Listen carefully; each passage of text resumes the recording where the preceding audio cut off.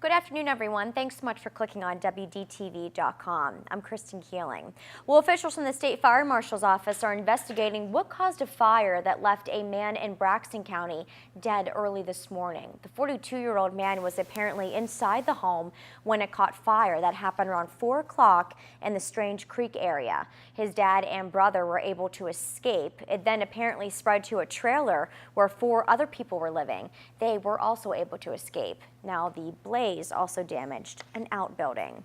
U.S. Marshals arrested a second man wanted in a 2010 robbery that left another man dead. Shaquille Lewis is believed to be involved in the robbery that ended up with John Cottingham being killed a few years ago.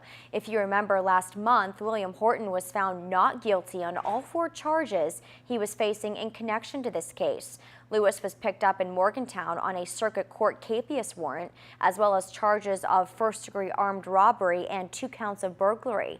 He's being held in the North Central Regional Jail without bond. The state has charged a second person in a decade-old rape and robbery case. Supposedly 27-year-old Adam Bowers is scheduled to be served warrants on charges of first-degree robbery, burglary, and 2 counts of first-degree sexual assault.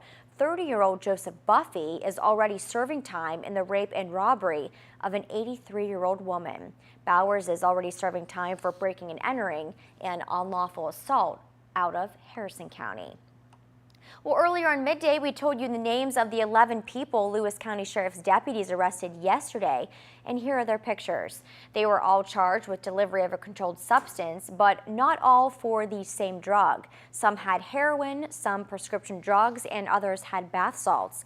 Deputies were targeting a dozen people, so they still have 1 more arrest to make. So stick with 5 News for the updates on that. Well, a traffic stop in Philippi last night led police to apparently discover a meth lab inside of a man's truck. Officers supposedly stopped Stephen Tacey for swerving around 10 o'clock on Route 119 near Alderson Broadus. That's when they say they found the lab and the ingredients to make the drug inside the truck.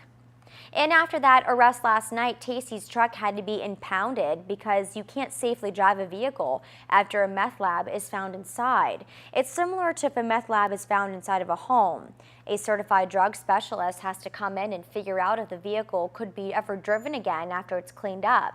Now, once that's determined, it has to go through several detailed cleaning steps before it can be used again.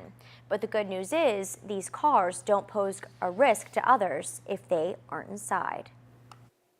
They're very dangerous drugs, and on an active meth lab like last night, we had to use some pretty extreme cautions. We had to bring an expert in to dismantle it and take it apart, and we still got some work to do, because there was so much.